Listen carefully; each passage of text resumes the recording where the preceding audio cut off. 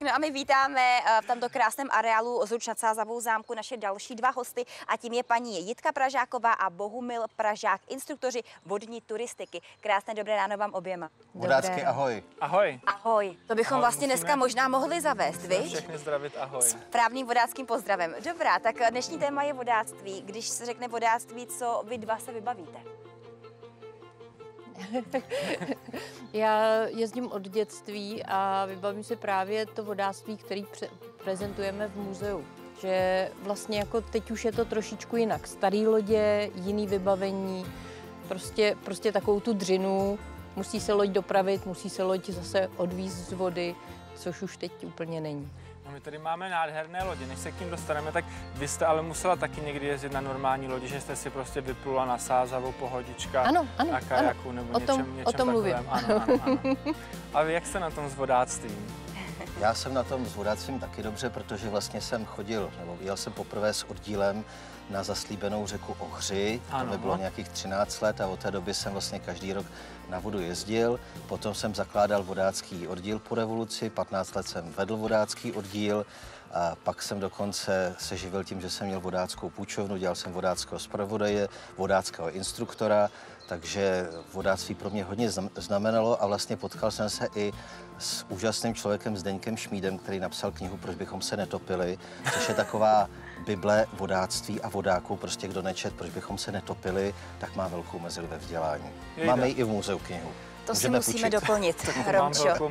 No a když jsme u toho vodáckého muzea, tak co si máme představit pod termínem vodácké muzeum?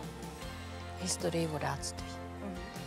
Je to de facto o tom, že tady se říká, že co Čech to vodák, nebo každý druhý Čech je vodák a vodní turistika je pro Čechy úžasná, protože spousta lidí vyráží na vodu a jsme svým způsobem v tomhletom taková zvláštnost, protože v zahraničí se taky jezdí na vodu, ale oni to tam berou jako sport, my to spíš bereme jako pohodu.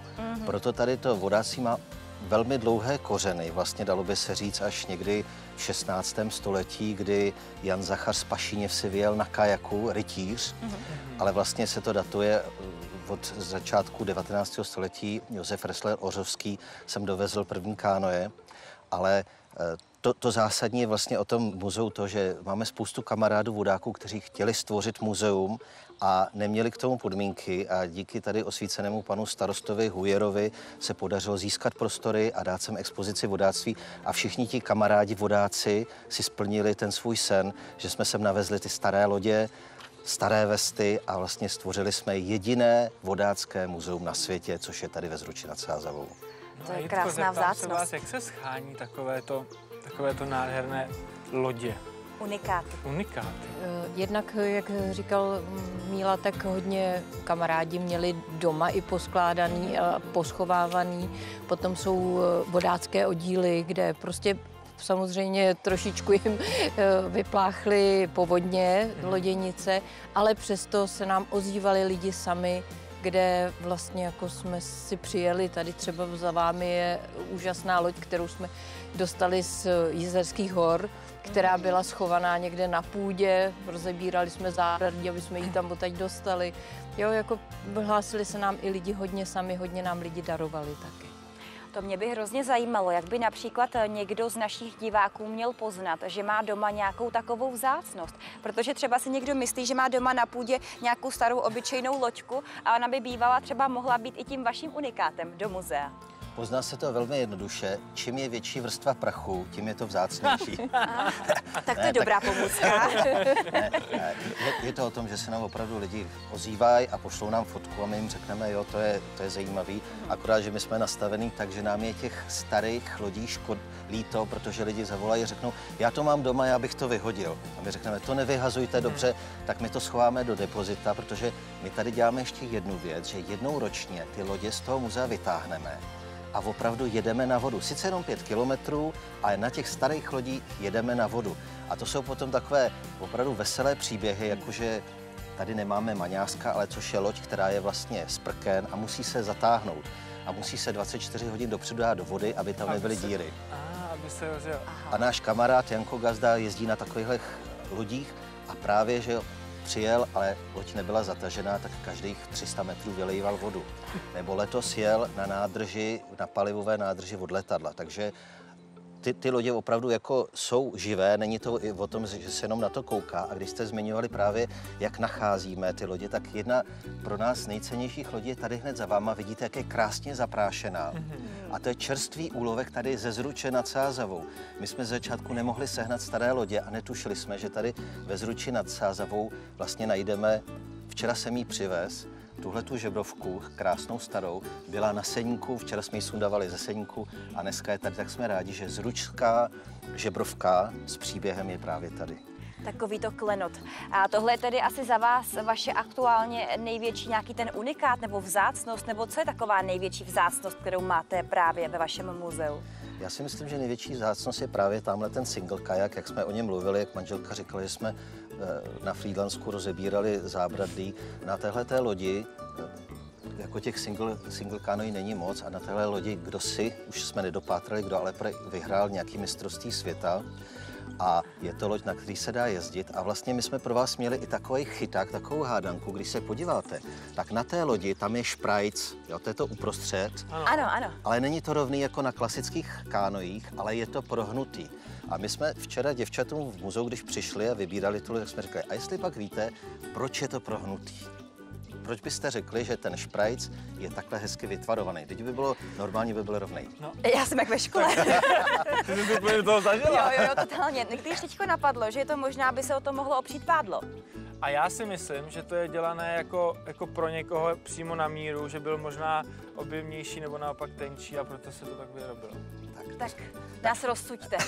No jsou to zajímavý nápady, ale na část těla to určitě je. Není to ani na břicho, ani na nohu, ale zcela netypicky je to na krk, tady vzadu. Aby mohli ležet, jo? Tak, ale ne, aby mohli ležet, ale tenkrát těch vodáků nebylo tolik a oni si ty lodě nosili vlastně takhle na zádech. Ale když by ten šprajc byl rovnej, tak by to strašně tlačilo. Ale když se to hezky takhle vyhnulo, tak ta loď se dala dát opravdu na záda a takhle se dala nosit. Máme fotografii v muzeu, je to tam vyfocený na starých fotografiích, jak ty lodě nosily. Takže to je taková zajímavost. To bychom asi neuhádli, si myslím, Romy, viď? Ne, určitě ne. A jako, já si právě myslím, že to je to kouzlo toho, že podle mě si každý dřív vyráběl i třeba mý rodiče tu loď sami, že? Takže oni si ji přizpůsobili sami sobě, vyrobili si, vymazili si, jak se říká, a potom na ní jezdili. Máme v muzeu taky, kamarád tam dal teď, je to minulý měsíc, přivez loď, kterou si vyráběl, on hodně lodí vyrábí. A nedá se na ní jezdit. On ji vymazl tak, že vlastně je téměř nepoužitelná. On to nepřehnal, jo? To je prostě podle nějakého typu. Já říkám, Láďo, tak na ní pojedeš na ní tady tu řeku, tu naši retroplavu, loď se jmenuje František Palacký a opravdu vepředu je bysta Františka Palackýho. A on říkal, ne, na tom nejedu, to je zvracák, protože ono to má kulatý dno a to opravdu na to musíte umět jezdit. A protože už jsme přece jenom jako tu největší vodáckou kariéru máme za sebou, tak jsme rádi, když si vezmeme stabilní lodě a plujeme na těch lodích a konec konců jezdíme s naším psem, takže máme vlčáka, takže my musíme opravdu mít stabilní loď, aby jako jsme se necvakli, nebo jak se říká, neudělali. Takže celá rodina, včetně Pejska, ještě nám prozraďte na závěr, na jakou řeku se letos chystáte, protože mě by zajímalo, kam jako profíci, což vy bez pochyby jste, v létě zamíří. Profíci už dávno ne, to vůbec, jako, a bydlíme v západních Čechách a nejblíž máme Ohři, takže vlastně nejčastěji jezdíme po Ohři. Takže i letos. No a kdy je nejlepší doba se vydat? Jaro. Nejlepší doba, a to můžeme vlastně diváky pozvat, nejlepší doba je na Štědrý den, protože děláme štědrodenní Ohři, vezmeme kánoje, nejsou to teda staré, jsou to plastové, v řece Ohři nebývá zamrzlá, je tam krásně vody, dáme vánoční stromeček do kánoje a plujeme přes Svatožské skály, tam je zastávka, kde je svařené víno a můžu vám říct, že nejméně vodáků na řece. To chápu. To bych tak jako i typla. A je to nejhlubší zážitek, protože z vody potom rovnou jdete k tomu stromečku. Tak to je krásný tip na Vánoce. My vám moc krát děkujeme. Tolik Bohumil Pražák a Jitka Pražáková. Děkujeme za vaši návštěvu a tedy vodácké ahoj. Ahoj. Ahoj, děkujeme za pozvání. Hezký den, děkujeme.